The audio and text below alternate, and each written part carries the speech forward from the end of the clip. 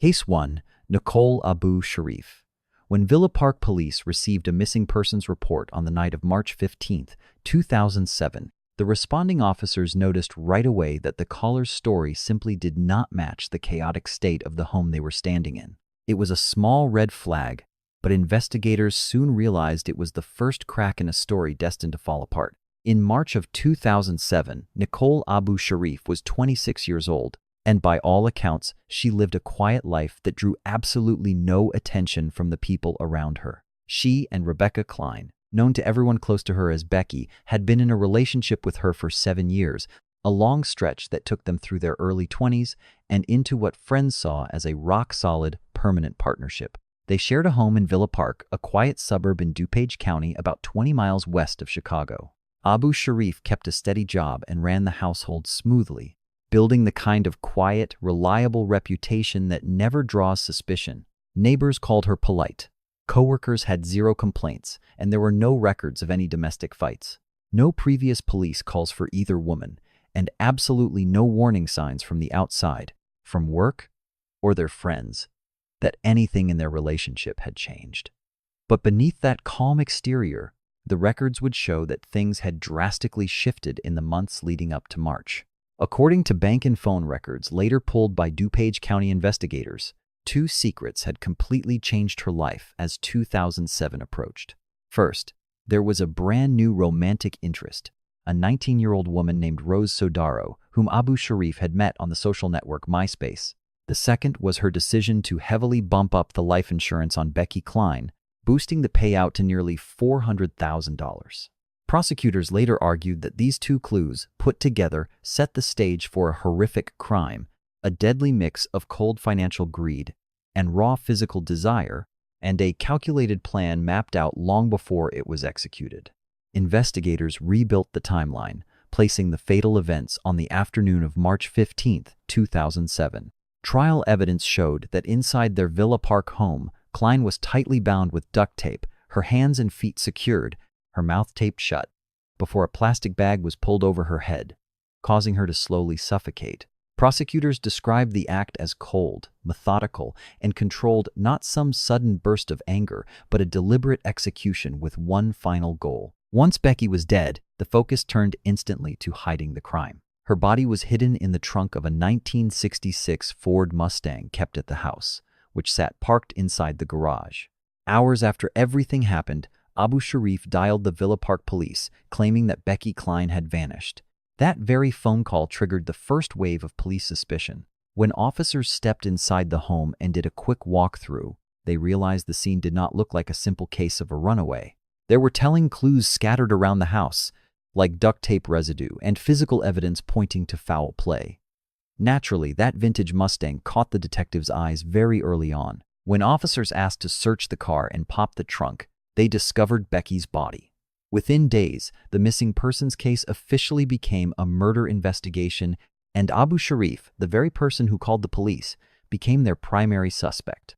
Slowly, forensic science began building a tight case against her, piece by piece.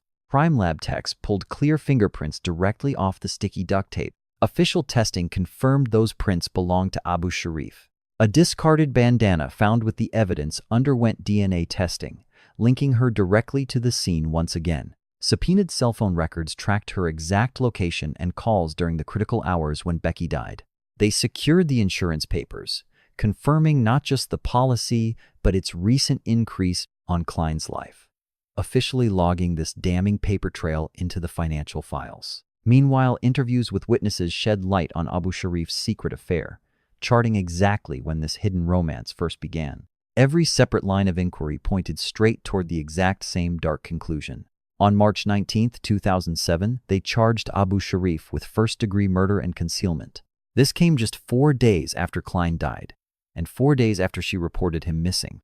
During the long months and years leading up to the trial, no other story emerged that could dent the forensics or shake the financial proof. The case marched steadily toward its day in court. Inside the DuPage County courtroom, prosecutors systematically built an airtight mountain of proof. Her fingerprints tied her directly to the ties used on Klein, while DNA backed up that physical link. Insurance paperwork proved the money motive with cold, documentary precision. Cell phone tracking put her right at the crime scene during the critical hours. And testimony about her secret affair added a dark, personal layer to why she did it. Her defense team fought back, questioning the forensics and trying to downplay the weight of the evidence. But the massive mountain of proof the state built was simply too strong to break. The jury deliberated for nearly 13 hours before coming back with a guilty verdict for first-degree murder in May 2009, over 2 years after Klein died. At sentencing, the judge handed down a 50-year prison term to be served at 100%, meaning she would serve every single day of that time with no chance of early release. Under the strict terms of that sentence, she will not be eligible for any form of release until March of 2059, when she would be 76 years old. The court pointed to the cold planning, the physical ties, and the deliberate cover-up, plus the greedy money motive, as the key reasons behind this heavy prison sentence. The warning signs that first caught the detectives' eyes, those early lies they spotted during the missing person report, turned out to be exactly what they seemed all along. It was the start of a highly calculated lie that the hard physical and forensic evidence had shattered before she had even finished telling it. Case 2. Sarah Kolb. When Rock Island County detectives started digging through cell phone records and text message logs in the days after 16-year-old Adriana Reynolds vanished, they uncovered a clear digital death trail between Reynolds and a classmate that completely blew up the timeline she gave police during questioning. This digital clash was the first major clue to detectives that the story they were being told was far from the truth. In January of 2005, 16-year-old Sarah Kolb was a student at Blackhawk College Outreach Center, an alternative career and technical program built for teenagers from different school districts throughout the Quad Cities of northwestern Illinois. To her friends, Kolb was known as outspoken, tough, and intensely protective of her social circle, especially when it came to her highly dramatic romantic relationship with a fellow student named Corey Gregory. Yet to the teachers and neighbors in her life, she seemed like any normal teenager. Absolutely nothing in her school file raised a red flag. There were no past incidents, no counseling reports, and no discipline. Nothing in her background singled her out from the hundreds of other ordinary teenagers who were moving through that very same school environment, day in and day out. But the social friction within her friends group had spiraled dangerously in the weeks before January of 2005, leading to a fatal clash. Adriana Reynolds was 16, in the exact same classes, and had only recently moved to the area. Moving from Texas to East Moline to live with family, she was still trying to find her footing in a new place. Just weeks before January 21st, she struck up a friendship with Corey Gregory, the very same guy who was dating Kolb, and that connection quickly became a source of mounting tension between the two girls. Witnesses later told police the dynamic between Kolb and Reynolds had turned openly hostile in the days right before that cold January morning. Multiple people interviewed by investigators reported that Kolb had openly expressed a deep, bitter resentment toward Reynolds over their toxic romantic rivalry. On the morning of January 21st, 2005, Reynolds was seen leaving a Moline fast food joint with Kolb and Gregory. Security footage and witness statements confirmed that all three left the restaurant together in a vehicle during the late morning hours. No one ever saw Reynolds alive after that moment. After her worried family reported her missing, and detectives began tracing her steps backward to her last known location, the Moline fast food joint was identified as the very last place anyone saw her alive. Phone and text records pulled by investigators soon revealed constant contact between Kolb and Gregory. These exchanges occurred during the exact hours that Kolb had completely glossed over in her first statement. This digital trail exposed a glaring gap, a block of time when they were obviously in contact, but which the timeline she gave to investigators failed to explain. That unexplained gap became the detectives' first major breakthrough, and it cleared the way for a deeper look into the evidence behind Reynolds' sudden disappearance. Soon, a third teenager linked to both Kolb and Gregory surfaced, a high school classmate named Nathan Goday. His call history, along with his erratic behavior after the disappearance, quickly made him a prime suspect for investigators. As the heat turned up and pressure mounted on all three suspects, the lies they initially told began to fall apart, revealing a much more complex and deeply disturbing picture of what really happened on January 21st and the gruesome days that followed.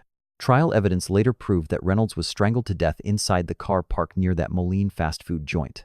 Prosecutors argued that right after she died, Kolb and Gregory, and eventually Godet worked together in a highly coordinated cover-up to destroy all physical evidence. They burned Reynolds' remains at a farm, then brutally dismembered her, before carrying and hiding the remains in different spots across Rock Island and Henry counties, including Black Hawk State Historic Site. The wide spread of evidence showed a desperate, calculated effort to make sure she was never found. They moved across a massive area over several days, which detectives carefully documented using mapping and a trail of recovered physical evidence, backed by witness testimony gathered, as the suspects' stories completely fractured under intense police interrogation.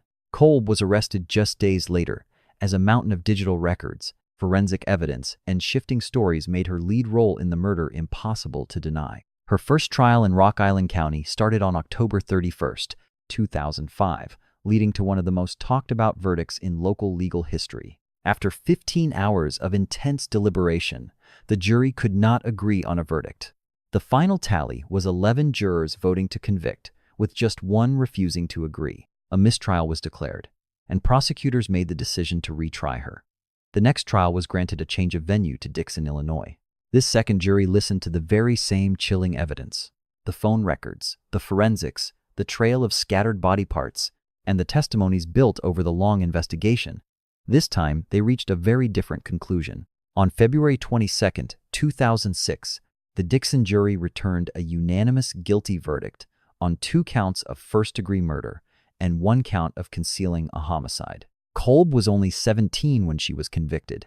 The court handed down a total sentence of 53 years 48 for the murder counts, plus 5 more for concealment, served consecutively. In the years that followed, Kolb filed multiple appeals, arguing that her lengthy prison sentence was constitutionally disproportionate, especially considering she was still a minor at the time of the crime, pointing to new legal standards for sentencing teenagers. But every appeal was rejected by the higher courts, and by 2025, her original sentence remained completely locked in place. It was a digital trail that first cracked her story, text messages and phone records that flatly contradicted the timeline she had given police, proving to be the strongest evidence in a case built from so many different angles. Where the first jury couldn't agree, a second found total clarity. Now, Case 3. Karen Frank McCarran. On the evening of May 13th, members of her own family called in a welfare check, 2006, sending Tazewell County Police to a Morton, Illinois home where responding officers immediately sensed that the story they were being told just didn't add up. That single family phone call would spark one of the most closely watched child homicide investigations Central Illinois had ever seen. In the spring of 2006, Karen was 37 years old and held a highly respected position in her community. Born in Germany on December 20th, 1968, she studied medicine in the United States, eventually building a successful career as a pathologist, a specialist trained to analyze tissues, track diseases, and determine causes of death. It was a demanding field requiring years of intense study and a flawless academic record. She graduated from Southern Illinois University School of Medicine in 1995, then worked at Methodist Medical Center and Proctor Hospital in Peoria. She even volunteered as a clinical assistant professor at the University of Illinois College of Medicine in Peoria. These impressive credentials easily placed her among the most highly educated residents of the Morton area, which was a mid-sized Central Illinois community right outside Peoria.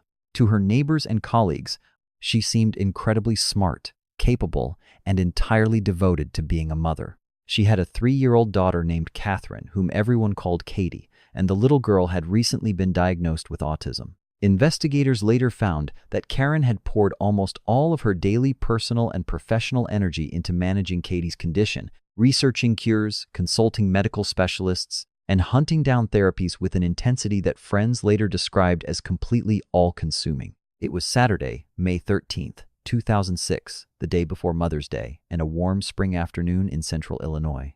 Karen packed up Katie and drove to her parents' home in Morton. The residence was completely quiet and empty that afternoon, with no other adults around to witness anything. Using physical evidence to carefully reconstruct that afternoon's timeline and forensic analysis, along with Karen's subsequent admissions to her family and law enforcement, little Katie took her last breath inside that home during their visit. A plastic trash bag was slipped over the little girl's head and held tight until she finally stopped breathing. With Caylee gone, Karen carried her daughter's lifeless body out to the car and placed her inside. She drove back home, brought the child inside, tucked her into bed so she looked asleep, and then walked right back out. She went grocery shopping, even buying some ice cream. Then she returned home. Hours later, she finally confessed the truth to her family, setting off a frantic chain of events that brought the police straight to her door. That emergency welfare check would serve as the official starting point for investigators. Once those responding officers began to piece together how Caylee died, the entire case was immediately escalated, and Karen never denied what had happened. Her own letters to family had already laid it out, but the legal process required a thorough, piece-by-piece reconstruction of the crime to establish the facts and to deeply examine what went wrong, if anything, in the days immediately before May 13th, influenced her actions. Over the next few months, investigators constructed a detailed portrait of the final days of Caylee's life, a timeline that would ultimately decide the trial. Chilling evidence showed that the events of May 13th were not the first time Karen McCarran put Caylee in danger. Prosecutors presented evidence showing that 3 days before Caylee's death, right around May 10th, a previous attempt to harm the little girl had failed to end her life. This earlier attempt, thoroughly recorded by investigators and brought before the jury, became the state's strongest weapon to completely shatter the insanity defense that her lawyers would later put forward. The paper trail, along with her daily behavior, exposed the deeply disturbing beliefs McCarran held about her daughter's condition. Testimony showed that she had repeatedly claimed, on several recorded occasions, that Caylee's autism was something that simply had to be eliminated, believing her own life would be perfect if the condition was gone. Prosecutors argued that this disturbing mindset, paired with the failed attack 3 days earlier, and the horrifying, calculated way she took the young child's life, proved a cold, calculated plan instead of a sudden, chaotic break from reality. The insanity defense put forward by McCarran's lawyers became the primary battleground of the trial. Her defense team argued that her mind was so deeply fractured at the time of the killing that she could not be held criminally responsible under the laws of Illinois. They brought in mental health experts to back up this claim. The state fought back with their own doctors and the chilling timeline they had built. The earlier attack, the casual grocery store run right after Caylee died, and how she carefully staged her daughter's body, proved her mind was functioning all along. Such clear, organized actions were entirely incompatible with a psychotic break. The Tazewell County jury listened to days of evidence and deliberated for 9 hours before reaching a verdict on January 17, 2008. The killer, McCarran, was found guilty on 2 counts of first-degree murder, plus charges of obstructing justice and hiding the homicidal death of her daughter. Her plea of insanity was completely rejected. Coming nearly 2 years after Caylee's death, the verdict marked the end of a trial that had sparked fierce national debates over autism, caregiver stress and justice, parental stress and ultimate accountability. At her sentencing on April 1, 2008, the judge handed down a 36-year prison term with absolutely no possibility of early parole or release, meaning McCarran would remain behind bars until she reached the age of 75. The sentence also included 30 months of supervised release after she left prison, plus a $25,000 fine.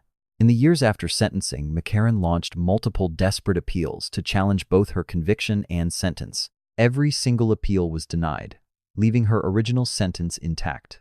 A simple welfare check called in by her family that first brought officers to the Morton home on the night of May 13th had triggered a relentless legal process that would keep her locked away deep into her old age.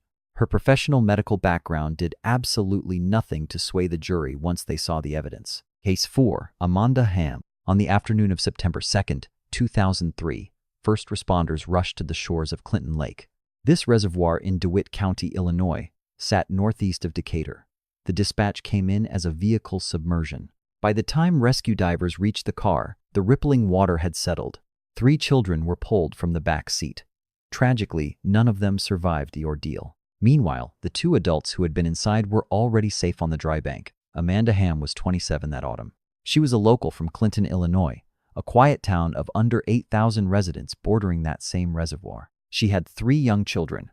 There was 6-year-old Christopher, 3-year-old Austin, and baby Caylee, who was only 23 months old. The 3 children had different fathers, and she was raising them while dating a man named Maurice LeGrone Jr.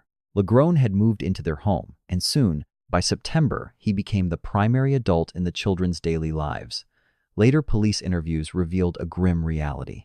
The relationship between Ham and Legrone was highly toxic, and that toxicity spilled directly onto the young children. Detectives later established that Legrone openly resented the children and made no secret of his anger. To him, they were not kids to care for, but irritating obstacles to the free life he desperately wanted. A dark pattern began to emerge from witness interviews, text messages, and daily records, revealing a home where these innocent kids were treated as nothing but a burden. That fateful afternoon on September 2nd started out like any other family outing. Ham, Legrone, and the kids drove together to the Clinton Lake boat ramp. The concrete launch pad sloped steeply down into the murky water at the reservoir's edge. But what happened next was no accident, at least according to the chilling case prosecutors eventually built. With all three children strapped in the back of Ham's 1997 Oldsmobile Cutlass, Legrone shifted the car into drive and steered it straight down the ramp into the lake. Both Ham and Legrone climbed out of the vehicle. Shockingly, neither of them made any real effort to save the children before it sank. Arriving rescue crews would soon discover one of the most devastating and heartbreaking details of this entire tragedy. Pressed against the back window, near the car's final air pocket, were tiny, desperate handprints on the glass.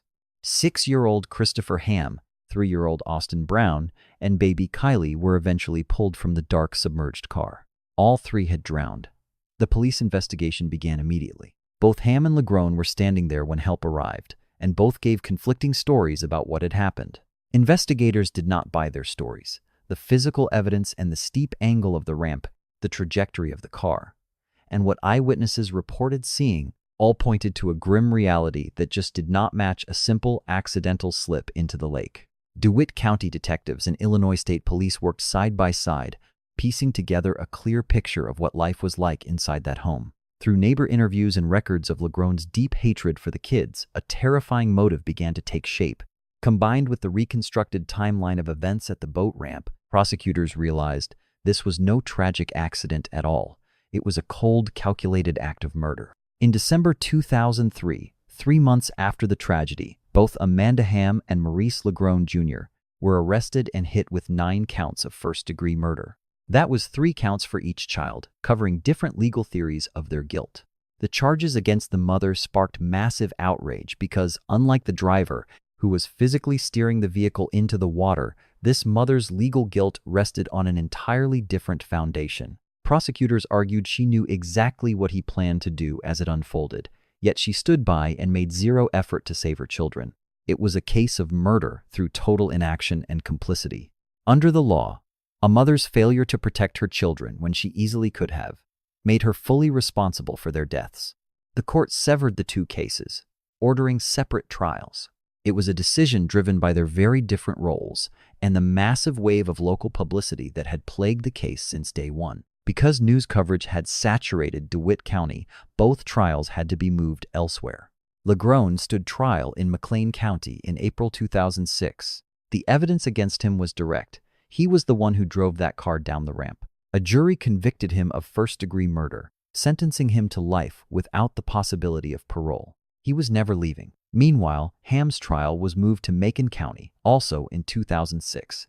Her trial forced the jury to confront a far more complicated legal question. It wasn't about whether Ham physically caused the deaths, but if her presence and prior knowledge and her absolute failure to act made her legally responsible for first-degree murder. After deliberating, the jury delivered a verdict that drew a very clear line. She was found not guilty of murder, but they didn't let her off completely. Instead, they convicted her of child endangerment, finding she had placed her little ones in the exact danger that claimed their lives. The jury delivered a guilty verdict. At sentencing in February 2007, Judge Stephen Peters of Macon County handed her a 10-year prison term with credit for time already served. That pretrial custody had dragged on for years, which dramatically cut down the actual time she had left to serve. She served roughly 14 months before being released in September 2008. All told, her time behind bars, from arrest to ultimate release, added up to about 5 years. This outcome sparked instant, deep anger throughout the Clinton community and far across the state. Critics argued that a 10-year sentence, mostly wiped out by time already served, was in no way justice for 3 lost lives. Her acquittal on those murder charges specifically became a constant talking point, with people questioning how the law could absolve a mother who was right there at the scene, who walked away from the car and never intervened. Legal experts were divided on whether the jury's decision was a proper application of Illinois law to the specific evidence, or if outcome simply exposed a massive gap between the moral horror of the crime and the actual tools of the justice system. The debate never truly ended. Amanda Ham walked free in September 2008. Meanwhile, Maurice Legrone remains behind bars, serving a life sentence with zero chance of parole. The three children pulled from Clinton Lake that tragic afternoon, Christopher, Austin, and Caylee, were only between 23 months and 6 years old when they died. Case 5. Leslie Jett. When emergency responders arrived at a residence on Jefferson Court in East Peoria on the morning of February 18, 2020, following a 911 call claiming a 4-year-old child had slipped and fallen, the paramedics on scene immediately realized that the severe injuries on the little boy's body were completely and fundamentally inconsistent with the story they'd been given. The injuries were so severe that they immediately called in the police before the boy could even be rushed to the hospital. Leslie Jett, 33 at the time, was living in that East Peoria house as the live-in girlfriend of the boy's father, Jeremy Thurman. She was not little Tate's biological mother. Tate was only 4 years old, and according to those who knew the family, he had been under Jett's daily care for most of his young life. To neighbors and those outside the home, Jett seemed like a normal, caring adult living in a steady relationship, just another partner helping raise a family in a quiet Tazewell County neighborhood, a mid-sized community in central Illinois, located just across the river from Peoria. There were no official red flags or reports of abuse on her record before that fateful morning of February 18th. From the outside, the home looked completely ordinary, but behind closed doors, a dark medical and investigative record was building, would soon reveal with horrific detail that this nightmare had been unfolding long before the morning little Tate Thurman stopped breathing. It was Jett herself who dialed 911. She claimed Tate had slipped on a wet floor, fallen, and stopped responding. But when paramedics rushed into the home and began their assessment, they immediately saw that the injuries on the boy's body did not match a simple slip and fall.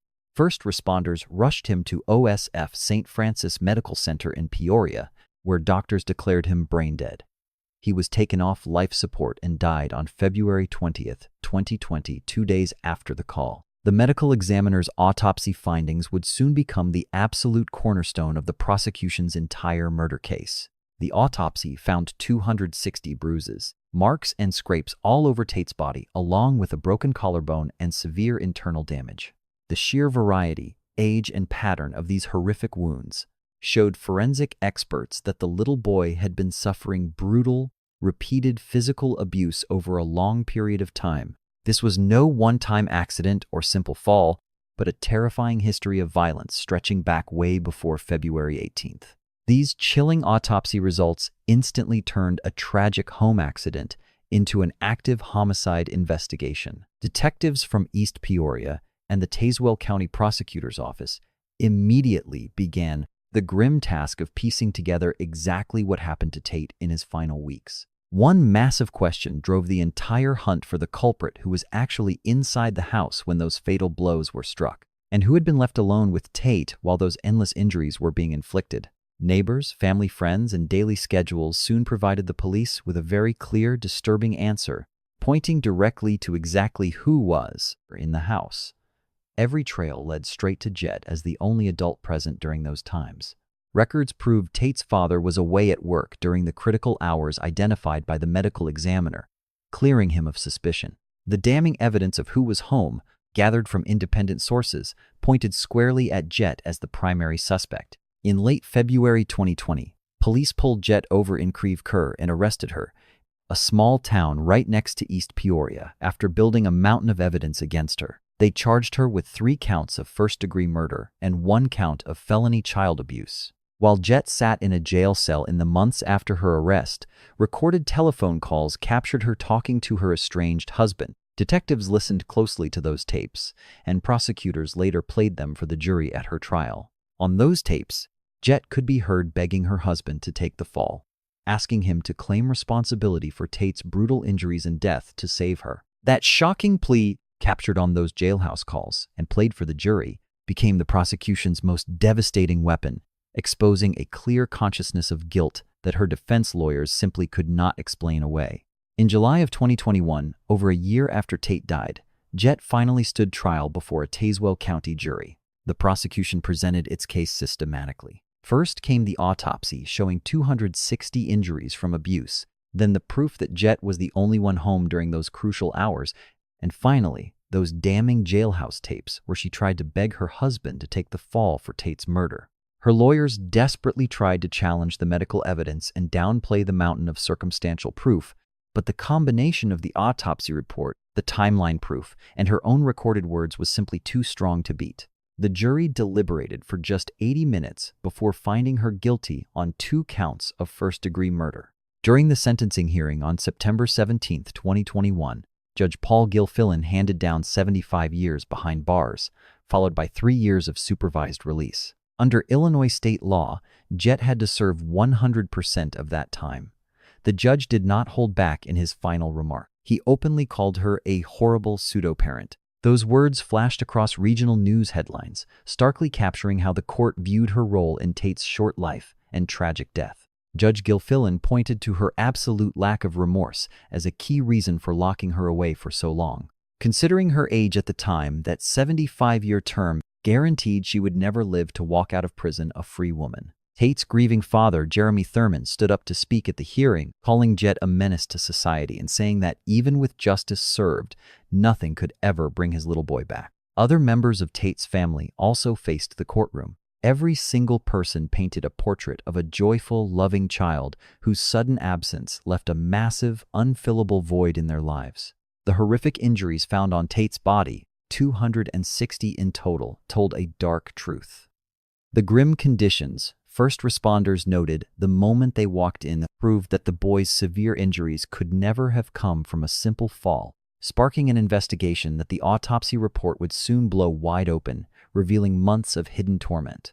Case number 6, Nicholas Troy Sheely. In late June of 2008, security footage captured a suspect moving between several different locations, linking him directly to a rapid wave of violent attacks across northern Illinois. This crucial video trail triggered one of the most massive police manhunts the state had seen in years. It would finally end a 9-day reign of terror that had kept local neighborhoods locked in fear. Nicholas Troy Sheely was 28 during that bloody summer of 2008, already carrying a long criminal record that set him far apart from the other violent offenders we have examined in this documentary. While many killers strike out of nowhere with absolutely no warning signs, Sheely's violent past was already well known to local police before June of 2008. He had multiple convictions and prison stints, along with a heavy, constant struggle with alcohol and illegal drugs that had plagued his entire adult life. Locals knew him well around Rock Falls, a quiet industrial town tucked away in the river valley of northwest Illinois. His daily life was a chaotic mess, surrounded by toxic relationships and constant instability. In late June of 2008, that chaos finally exploded into pure, unbridled horror. The 9-day rampage that detectives later reconstructed began on June 23, 2008, in Sterling, Illinois, when 93-year-old Russell Reed was brutally murdered inside his own house. 3 days later, police found Reed's body stuffed inside the trunk of his own car. Detectives quickly learned that Sheely had targeted the elderly man, hunting for quick cash to buy drugs. 5 days later, on June 28, 2008, 65-year-old Ronald Randall was beaten to death at a car wash in Galesburg, 80 miles away. Sheely stole Randall's truck after murdering him, using the stolen pickup to flee across the state. That very night, Sheely drove Randall's stolen truck back to Rock Falls, broke into an apartment, and slaughtered 4 innocent people with a hammer. 25-year-old Kenneth Alf, 29-year-old Brock Branson, 20-year-old Kalina Blake, and her tiny 2-year-old son, Diane. None of them survived the brutal attack. Police immediately noticed the same weapon had been used in each house, a heavy claw hammer. This brutal calling card made it clear to detective teams that they were hunting a single active serial killer. Soon, Sheely's DNA was found inside the ransacked apartment, and witnesses later spotted him wearing a victim's clothes. The bodies of Randall and the 4 other victims lay hidden until June 30th, 2 full days after the slaughter. The cars he stole after some of the murders actually helped detectives rebuild his timeline. Detectives tracked Shelley's escape route step by step, following a messy trail of stolen and dumped cars across northern Illinois. This built a clear paper trail, backing up the security footage and eyewitness reports they were collecting at the same time. After the Rock Falls murders, Shelley fled into Missouri on June 29, 2008, taking 2 more lives near Festus before police could catch up. Within days, the hunt for the killer flooded the news channels and papers. Shelley's face and description were blasted across Illinois and nearby states, plastering his identity everywhere as the police desperately searched. And that intense media coverage, especially his mugshot on the evening news, is exactly what led directly to his arrest. On July 1, 2008, a sharp-eyed local spotted Shelley outside a bar in Granite City, Illinois, a small river town right near St. Louis, and immediately called the police. Squad cars rushed over and arrested him. A terrifying 9-day rampage was over, with Shelley caught more than 200 miles from where it all started. What followed was a tangled web of trials, because his crimes crossed so many county borders. Trials dragged on in 3 separate counties, stretching all the way from 2011 to 2014.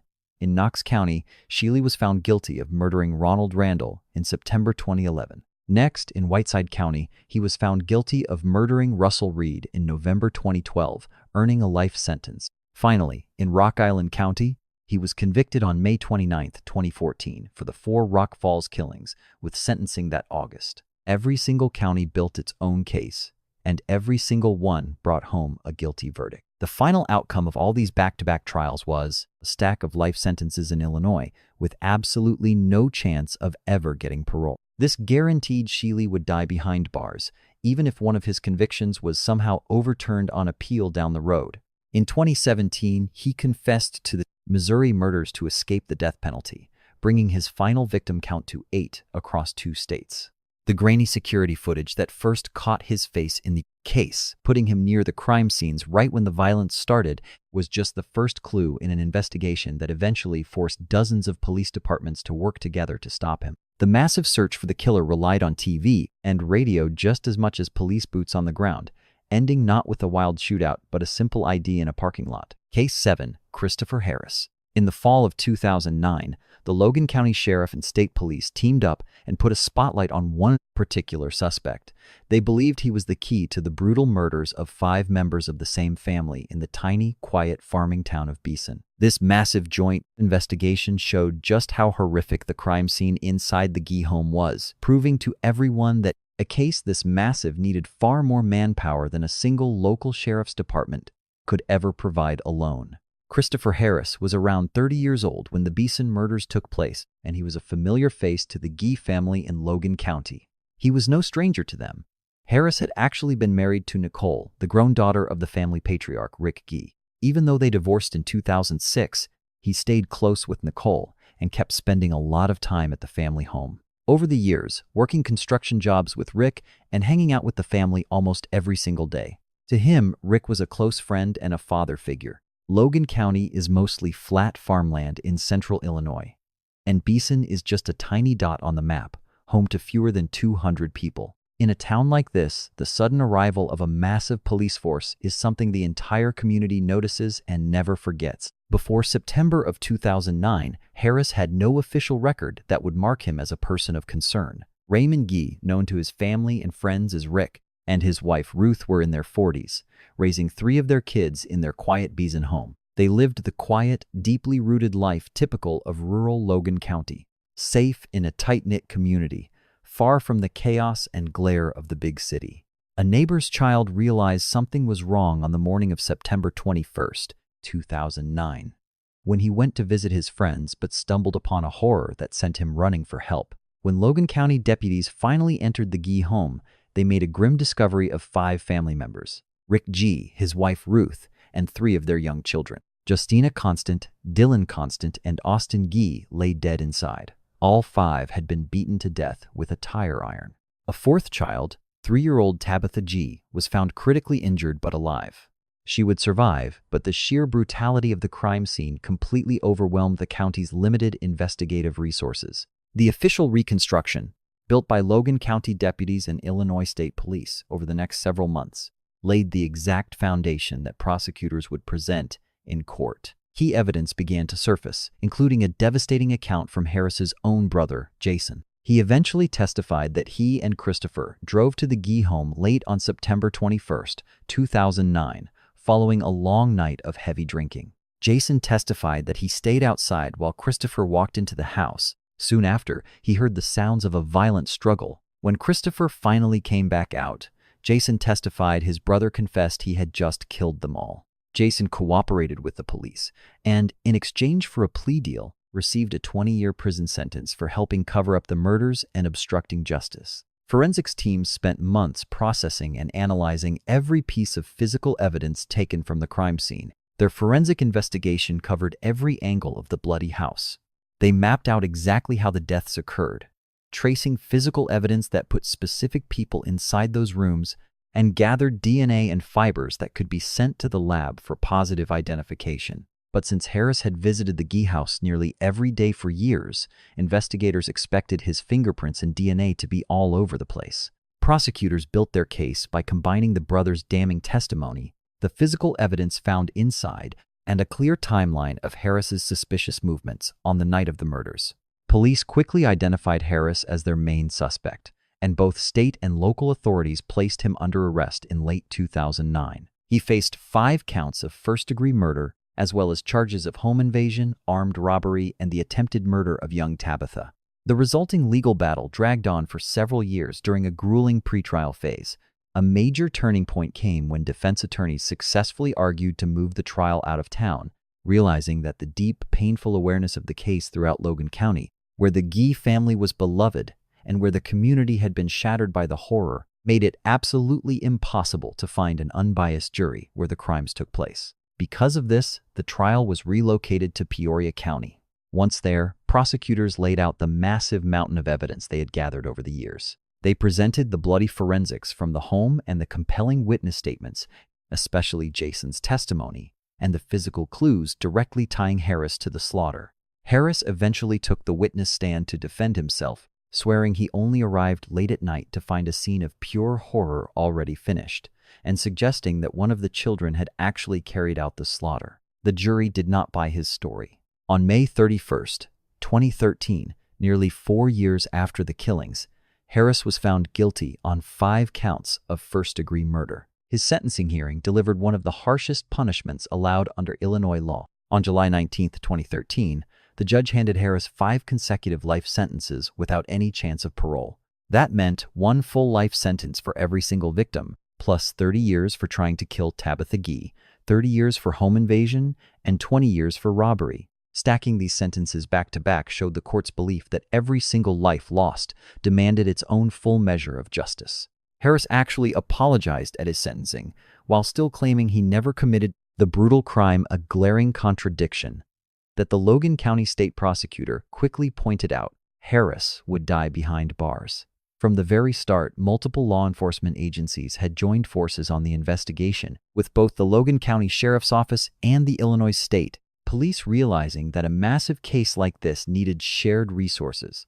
It was the only way to handle horrific crime that stood as the darkest, most shocking event in Bison's history. Though appeals followed, the guilty verdict stood, bringing some peace to a small town that had been shaken to its core.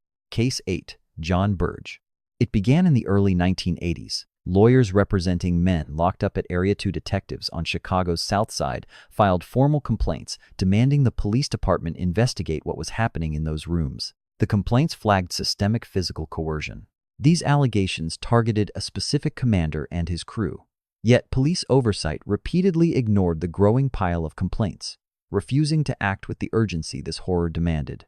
This fight for justice would take decades, but it eventually led to a federal conviction, a historic city reparations package, and a permanent shift in how the city of Chicago understood and answered for the brutal conduct of its police. John Burge was a Chicago police commander. He served in Vietnam before returning home, joining the force, and rising through the ranks to lead detective squads at Area 2 on the south side, and later Area 3 on the north side. To anyone looking at his career on paper, he was climbing straight to the top, a total success. He earned countless medals, rose to a high supervisory rank, and became known in police circles as an investigator who got results. But he was also a white commander operating in mostly black neighborhoods on Chicago's South Side during a time, the 1970s and 80s, when relations between the police department and the local community were already at a dangerous breaking point. But his clean image was a lie. A parallel reality was growing, documented file by file and case by case in the offices of defense attorneys, civil rights groups, and investigators who were hearing identical, terrifying stories from a growing number of men about what went on inside those interrogation rooms. The horrifying pattern that investigators and prosecutors would eventually piece together spanned all the way from 1972 to 1991. That is nearly 2 decades of abuse across 2 detective commands. Over 120 black men were subjected to what official records describe as systemic and brutal torture. The shocking methods, detailed in over 100 separate accounts, included blasting victims with electric devices, suffocating them with plastic bags, and relentless physical beatings. The stories gathered from survivors and exposed through civil lawsuits, relentless journalism, and eventually official city and state inquiries revealed a dark truth.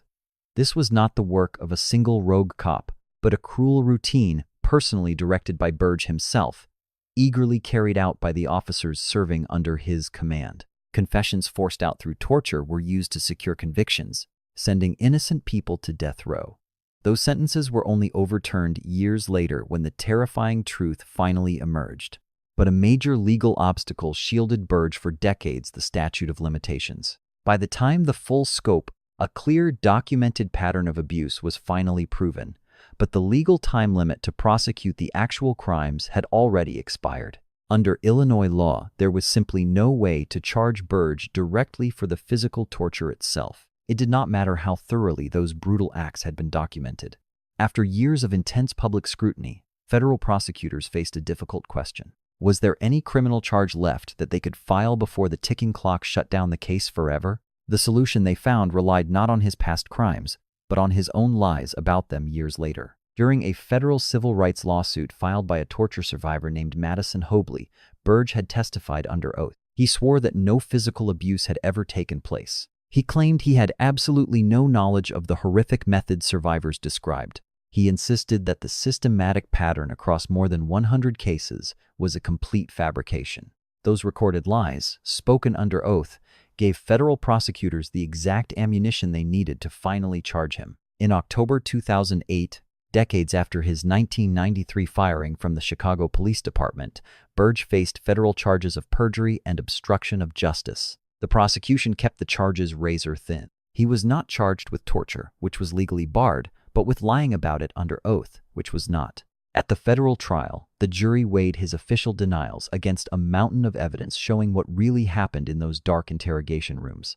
Terrifying survivor testimony, official documents, and past investigation files were all used to prove that his sworn denials were completely false. On June 28, 2010, the jury found him guilty of perjury and 2 counts of obstruction of justice. On January 21, 2011, a federal judge sentenced him to 4.5 years behind bars, double the maximum time recommended by federal guidelines. This sentence was strictly bound by the perjury charge rather than his history of physical violence. The sentence failed to reflect the true horror of his actions. Ultimately, Burge was released from federal prison in 2014. Even after his release, he kept collecting his full police pension, sparking massive outrage and constant legal battles for years to come. He died in September of 2018 at 70 years old. But the massive shift his case set off did not die with him. On May 6, 2015, the Chicago City Council unanimously passed a landmark reparations package. This law set up a $5.5 million fund to compensate the victims of police violence and their families, while also requiring Chicago public schools to teach the history of the Burge scandal. It was the first time an American city paid reparations for racially motivated police brutality. In the end, the cost of the entire scandal for the city eventually exceeded $130 million in settlements and legal fees. The early complaints that had first exposed the pattern of abuse and the 1980s lawsuits that the police department tried so hard to ignore had exposed a horrific truth. Building an undeniable case over several decades, and ultimately transformed the city's justice system, leaving an impact that went far beyond the short prison sentence Burge actually served. Case 9. Juan Luna. In 2002, a DNA match from the state crime lab connected a biological sample found at a Brown's Chicken and Pasta in Palatine, Illinois. That evidence had been kept safe in forensic storage for nearly a decade after the crime. It matched a specific suspect whose profile had only recently entered the system, finally cracking a 9-year-old cold case that stood as one of the most infamous mass murders in state history. It served as a brilliant masterclass in how to handle cold cases across the country, proving exactly what patient and careful evidence preservation can achieve. On the chilling night of January 8th, 18-year-old Juan Luna was invisible. It was 1993, and he had absolutely no criminal history to put him on the police radar. The young man lived quietly in the northwest suburban corridor of Cook County. He lived a completely ordinary life, leaving behind no paper trail or red flags that would draw any attention from the local police. But he had once worked at the Brown's Chicken restaurant in Palatine, giving him intimate knowledge of the entire layout, the staffing schedules, and daily routine. On the surface, there were no red flags, no past arrests, and no erratic behavior, no official record of any kind that could point toward him. Detectives investigating the brutal Palatine massacre, leaving him completely free from any suspicion. This total invisibility, along with the basic forensic tools of 1993, kept him hidden for 9 years while a massive murder dragnet in Cook County history chased down thousands of dead-end clues without success. The Brown's Chicken and Pasta on Northwest Highway was a quiet, family-owned franchise, staffed on that chilling January 8, 1993, by 7 workers finishing up the closing shift. 50-year-old Richard Ellenfelt ran the business alongside his 49-year-old wife, Lynn. The other 5 employees, Guadalupe Maldonado, 46, Marcus Nelson, 31, Thomas Mentz, 32, Rico Solis, 17, and Michael Castro, only 16, were all working inside a shop that seemed to have closed completely normally for the night. Only the next morning, when worried relatives failed to reach the Ellenfelts, did they call the police, who rushed over only to discover the horror waiting inside. There, all 7 workers lay dead, locked inside the restaurant's walk-in cooler and freezer. Investigators combed the bloody scene thoroughly, launching a massive, relentless manhunt that stretched the resources of both the Cook County Sheriff and the Palatine Police Department to their absolute limits.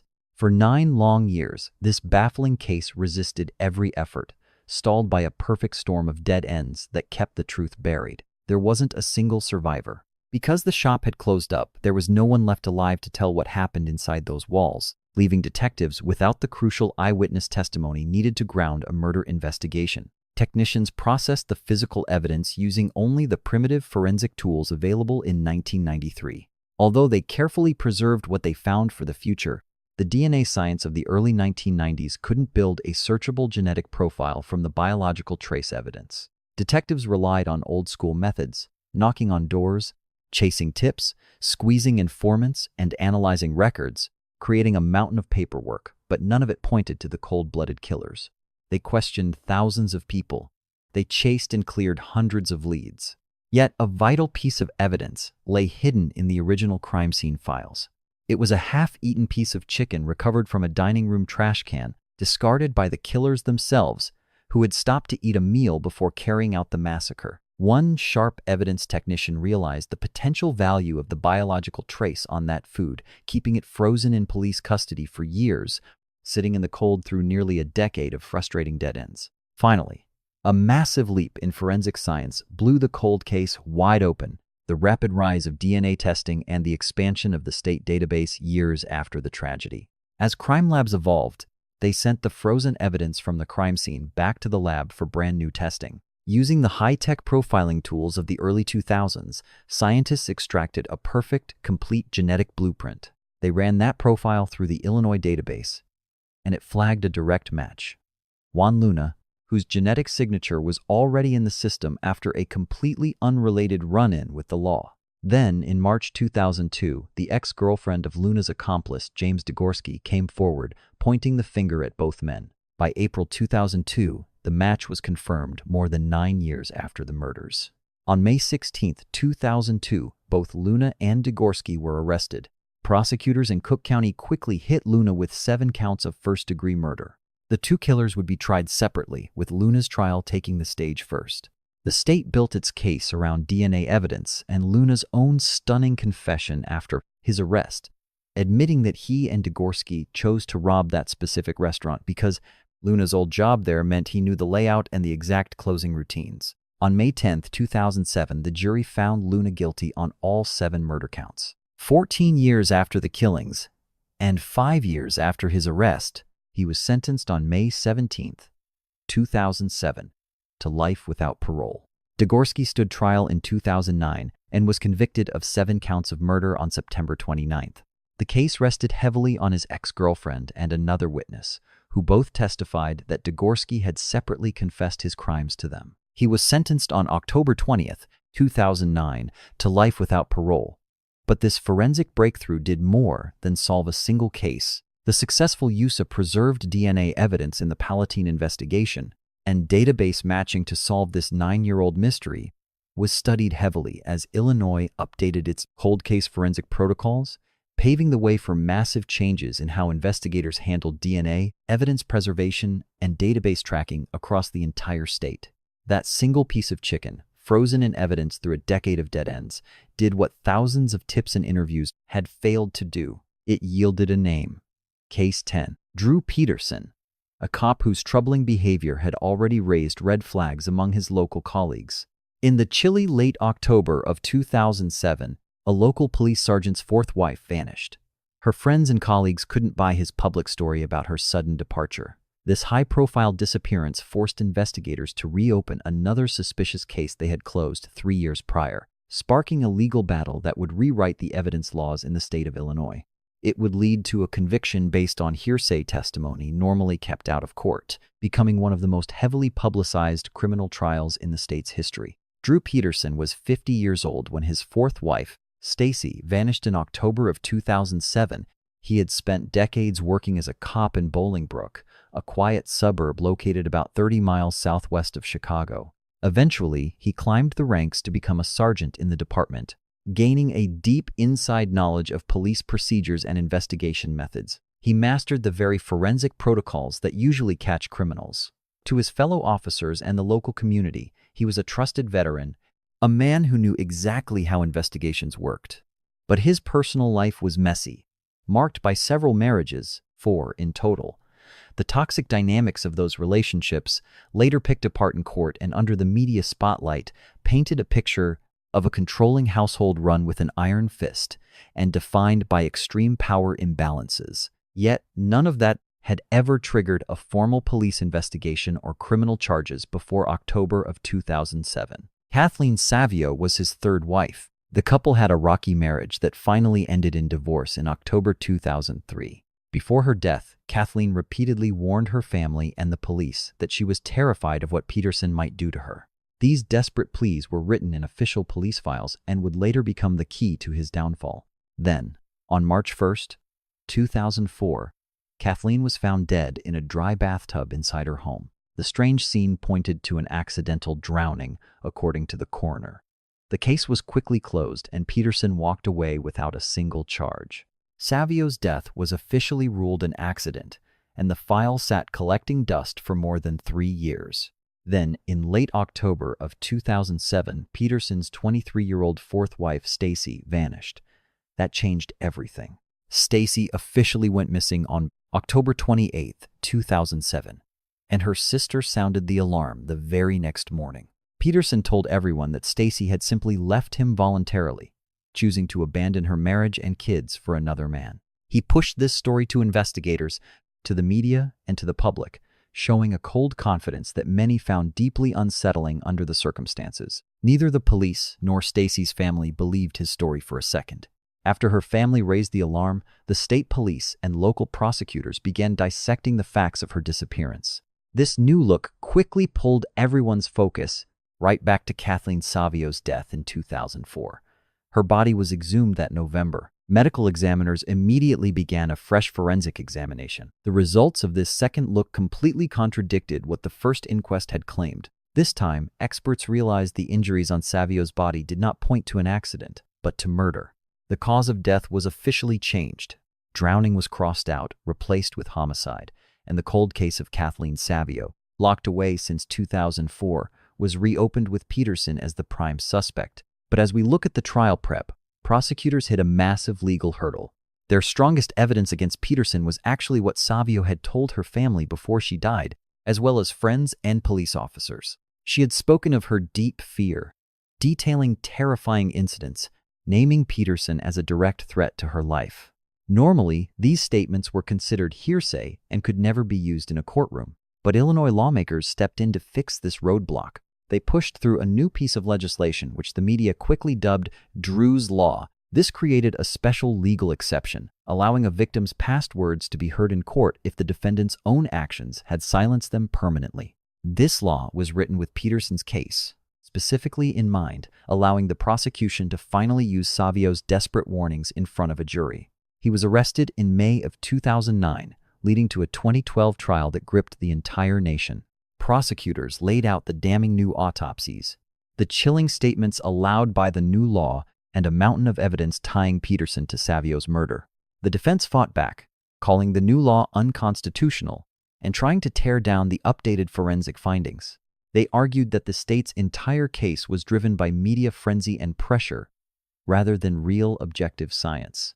After deliberating, the jury returned with a guilty verdict for first-degree murder in September of 2012. On February 21, 2013, he was sentenced to 38 years in prison for her murder. But his legal troubles were far from over. In 2016, he was convicted of trying to hire a hitman from behind bars to kill his lead prosecutor. He plotted to assassinate James Glasgow, the very state's attorney who had put him away. This earned him another 40 years tacked right onto the end of his 38-year sentence. This massive combined penalty guaranteed one simple thing. Peterson would die in prison with a release date scheduled for the year 2081. It brings us back to the chilling pattern that reopened this cold case, the mysterious vanishing of Stacey Peterson, and the hollow excuses her husband made ultimately triggered more than just one conviction, but two separated by years and driven by a dark history stretching from the execution of the original murder to a desperate prison cell plot to assassinate the very prosecutor who put him away before he could see final justice. Stacey Peterson was never found. 10 cases, 10 communities that believed they truly knew their neighbors until the truth shattered everything. These horror stories do not share geography, motive, or method. It is proximity. In every single tragedy, the danger came from someone they had already trusted. That is the chilling detail that stays with you long after the cold facts fade.